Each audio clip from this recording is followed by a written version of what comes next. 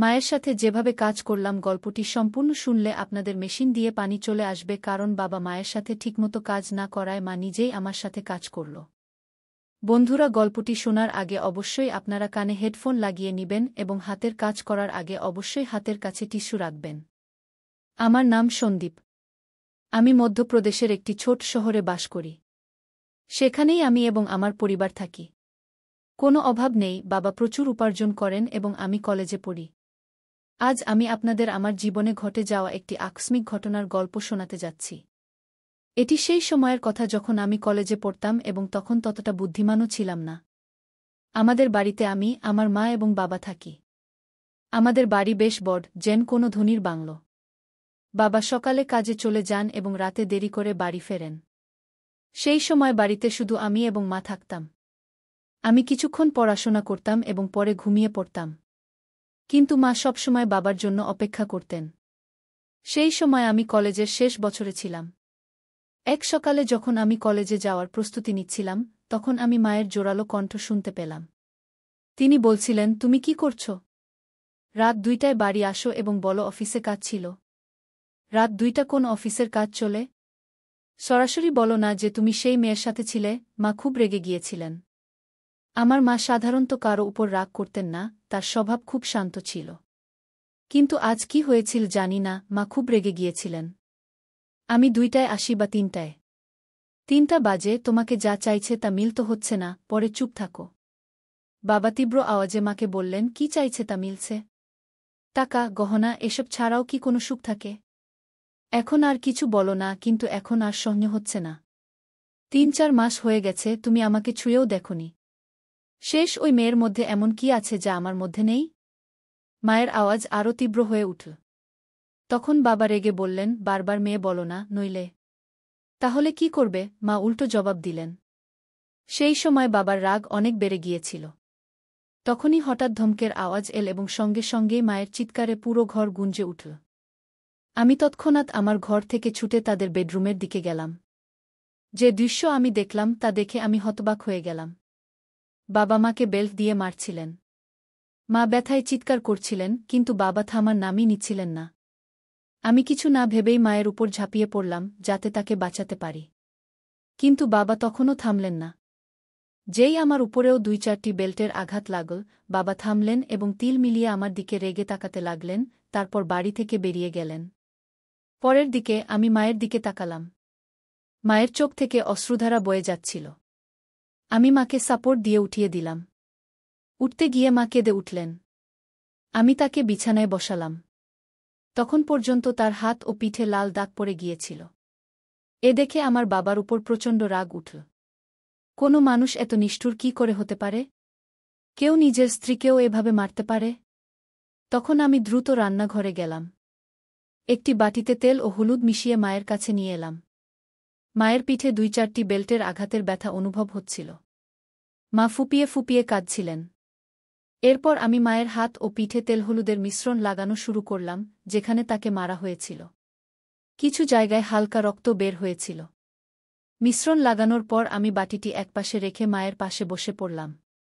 মা আমাকে দেখে তৎক্ষণাৎ আমাকে জড়িয়ে ধরে কাঁদতে লাগলেন। পরে তিনি আমার গলায় মুখ লুকিয়ে জোরে জোরে কাঁদতে লাগলেন। মায়ের অশ্রুতে আমার কাঁধ ভিজে গেল। আমি তার পিঠে হাত বুলিয়ে তাকে শান্ত করার চেষ্টা করছিলাম। আমরা দুজন অনেকক্ষণ ধরে এভাবেই একে অপরের বাহুতে ছিলাম। তখনই মায়ের হাত যখন আমার পিঠের দাগগুলো স্পর্শ করল, তীব্র ব্যথার ঢেউ উঠল এবং আমি কেঁদে উঠলাম। মা যেই এটা বুঝতে পারলেন, তিনি তৎক্ষণাৎ আমার থেকে সরে গেলেন। পরে মা আমার শার্ট উপরে তুলে সেই বাটি থেকে তেল হলুদের মিশ্রণ ধীরে ধীরে আমার পিঠে লাগাতে লাগলেন। লাগানোর সময়ও তিনি ফুপিয়ে ফুপিয়ে কাঁদছিলেন। তুই কেন আমার জন্য মাঝখানে এলি? অকারণে তোরও মার খেতে হলো, মা এমন বললেন। তখন আমি তাকে বললাম, মা, তোমার জন্য যদি আমার প্রাণও চলে যেত, তবু আমার কোনো দুঃখ হতো না। কিন্তু তিনি তোমাকে মারলেন। যখন আমি এ কথা বললাম, তখন মা আমার দিকে তাকিয়ে বললেন, তোকে বলব কি না ভাবছি। ছেড়ে দে, এখন তোকে এসব জানা উচিত। গত 2 বছর ধরে তোমার বাবা একটি মেয়ের পেছনে ঘুরছে। রাতে দেরি করে আসে এবং আমার জন্য যেন কোনো অস্তিত্বই নেই তার কাছে।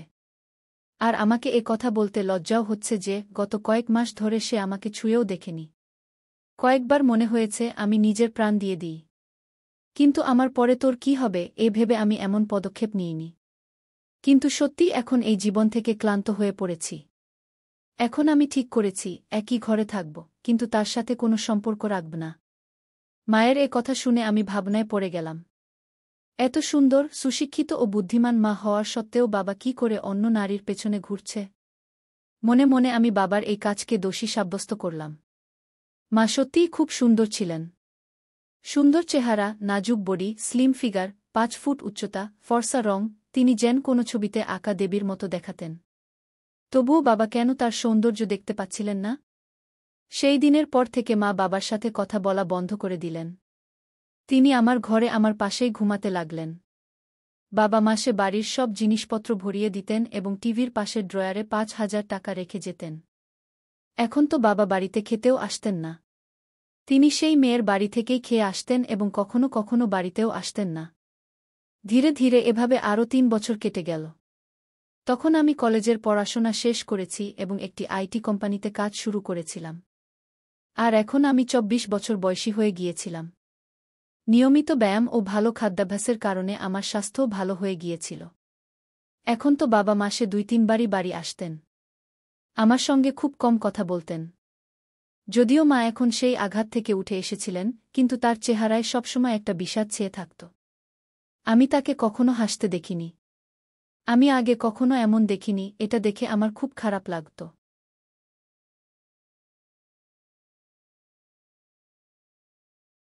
যখন আমি চাকরিতে যোগ দিই, কোম্পানি আমাকে একটি ল্যাপটপ দিয়েছিল, তাই আমি বাড়িতে ইন্টারনেট সংযোগও করিয়ে নিয়েছিলাম।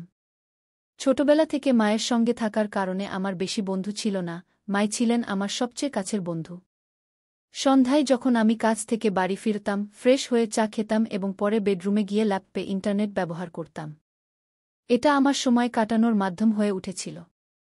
সেই বয়সের কারণে আমি ইন্টারনেটে বিভিন্ন ধরনের সিনেমা দেখতাম, কিন্তু আমার সবচেয়ে বেশি পছন্দ হতে শুরু করেছিল মা এবং ছেলের মধ্যে সম্পর্ক নিয়ে সিনেমা। ধীরে ধীরে মায়ের দিকে তাকানোর আমার দৃষ্টিভঙ্গিতেও পরিবর্তন আসতে শুরু করেছিল। একদিন সোমবার ছিল, রাত প্রায় 9টা বাজে, হঠাৎ বাবা বাড়ি এলেন। আমাদের বাড়ি মায়ের নামে ছিল। বাবা মাকে বলতে লাগলেন যে বাড়ি তার নামে করে দিতে। তখন মা অস্বীকার করলে বাবা তাকে খুব বকাঝকা করতে লাগলেন। মা চুপচাপ শুনতে থাকলেন। এমন সময় বাবা মায়ের গালে এক চড় মারলেন। এ দেখে আমার রক্ত গরম হয়ে উঠল। বাবা দ্বিতীয় চড় মারতে যাচ্ছিলেন, তখনই আমি তার হাত ধরে ফেললাম এবং বললাম, বাবা, এখন যথেষ্ট হয়েছে। এই তামাশা অনেক হয়েছে। এখন আর সহ্য করা যায় না। আজ থেকে এই বাড়িতে পা রাখলে এর পরিণাম ভালো হবে না গি। এরপর মাও রেগে বাবাকে খুব বকলেন। বাবা মায়ের জোরে বকুনিতে হঠাৎ থেমে গেলেন এবং আমার শক্তিশালী শরীর দেখে সেখান থেকে চলে গেলেন। পরে আমি দরজা বন্ধ করে মায়ের কাছে গেলাম।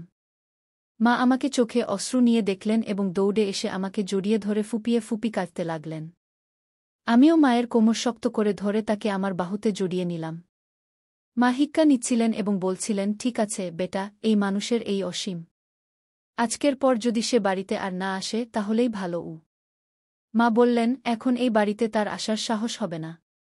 আর যদি আসেও, আমি তাকে ছাড়ব না গিয়ে আমি বিষয়টি নিয়ে রেগে মাকে বললাম। এরপর মা চিন্তিত হয়ে বললেন, সন্দীপ বেটা, এই মানুষের সাথে জড়িয়ে না। যদি তোমার কিছু হয়ে যায়, আমি কার উপর ভরসা করব? তখন আমি আবেগে বললাম, তুমি চিন্তা করো না মা। সেই সময় আমার কাছে চাকরি ছিল না, তাই আমরা বাধ্য ছিলাম। কিন্তু এখন আমার কাছে ভালো চাকরি আছে। তুমি চিন্তা করো না, আমি তোমাকে কিছু হতে দেব না গিয়ে আমি মাকে আশ্বস্ত করে বললাম। একদিন দুপুরে আমি কাজ থেকে বাড়ি ফিরলাম। যেমনই আমি আমার চাবি দিয়ে দরজা খুলে ভেতরে এলাম, তখনই আমি একটি অদ্ভুত শব্দ শুনলাম। আমি বেডরুমের দরজার কাছে গিয়ে দেখলাম দরজা ভেতর থেকে বন্ধ ছিল। আমি দরজার ছিদ্র দিয়ে ভেতরে তাকিয়ে দেখলাম যে মা ভেতরে কারো সাথে ছিলেন। যে দৃশ্য আমি দেখলাম তাতে আমি হতবাক হয়ে গেলাম। প্রায় 10 মিনিট ধরে আমি সেখানে তাকিয়ে রইলাম। হঠাৎ মা অজ্ঞান হয়ে মেঝেতে পড়ে গেলেন। বাড়ির বারান্দার দরজা খুলে আমি বাইরে গেলাম। এরপর আমি জোরে বললাম, মা, আমি চলে এসেছি। তুমি কোথায়? বলেই আমি হাতে ধরা ব্যাগ সোফায় রেখে জুতোর ফিতা খুলতে লাগলাম। কিছুক্ষণ পর মা বেডরুমের দরজা খুলে বেরিয়ে এলেন। আমাকে দেখে তার মুখে ঘাবড়ে যাওয়া এবং আশ্চর্যের ভাব ছিল। আমি দ্রুত জুতো খুলে বেডরুমে ঢুকে গেলাম। টেবিলে আমি কলার একটি প্লেট দেখলাম। আমি একটি কলা নিয়ে খেতে লাগলাম। মা আমার পিছে পিছে এলেন। আমি ঠিক তখন কলা খেতে যাচ্ছিলাম, মা কিছু বলতে যাচ্ছিলেন, কিন্তু আমি আগেই কলা মুখে পুরে ফেললাম। মা অবাক হয়ে আমার দিকে তাকানোর সুযোগ পেলেন, আর আমি শান্তিতে কলা খাচ্ছিলাম। কলাটা একটু কাঁচা ছিল, তাই পুরোপুরি মিষ্টি নয়। মা, কলা খুব ভালো আছে। আর কলা কি? আমি কলা খেতে খেতে মাকে জিজ্ঞাসা করলাম। মা কিছু উত্তর দিলেন, কিন্তু তার মুখেই রইল। কিন্তু বন্ধুরা, আমি আপনাদের বলছি, সেই কলাগুলোর স্বাদ এত ভালো ছিল যে কিছু বলার নেই। কলা খাওয়ার পর আমি বাথরুমে গিয়ে ফ্রেশ হয়ে এলাম এবং তারপর ঘরে গিয়ে ল্যাপটপ খুললাম। তারপর আমি একটি রোমান্টিক মুভি দেখতে লাগলাম। রাতের খাবারের পর আমি বেডরুমে ঘুমাতে গেলাম। কিছুক্ষণের মধ্যে মা সব কাজ সেরে ঘুমাতে এলেন। মা হালকা গোলাপি রঙের নাইট গাউন পরেছিলেন।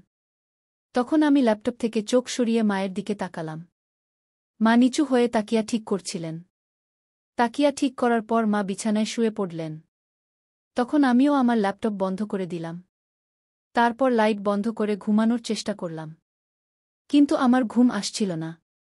আমার মাথায় সারাদিনের সেই ঘটনা বারবার ঘুরছিল। অনেকক্ষণ ধরে আমি জেগে রইলাম, আর মা শান্তিতে ঘুমাচ্ছিলেন। কিছুক্ষণ পর মা পাশ ফিরলেন এবং আমার দিকে পিঠ করে শুয়ে পড়লেন। এরপর তিনি ছাদের দিকে মুখ করে শুতে শুরু করলেন। আমি কিছুক্ষণের জন্য ভয় পেয়ে গেলাম, কিন্তু যখন মা জাগলেন না, তখন আমি কিছুটা স্বস্তি পেলাম। আমার সাহস বেড়ে গেল এবং আমি ধীরে ধীরে মায়ের দিকে তাকাতে লাগলাম। মা কিছুক্ষণের জন্য আমার দিকে তাকালেন এবং তারপর চোখ বন্ধ করে নিলেন। আমি বুঝে গেলাম যে তিনি এখনও জেগে আছেন। আমি আরেকটু এগিয়ে গেলাম এবং নিজেকে সন্তুষ্ট মনে করলাম।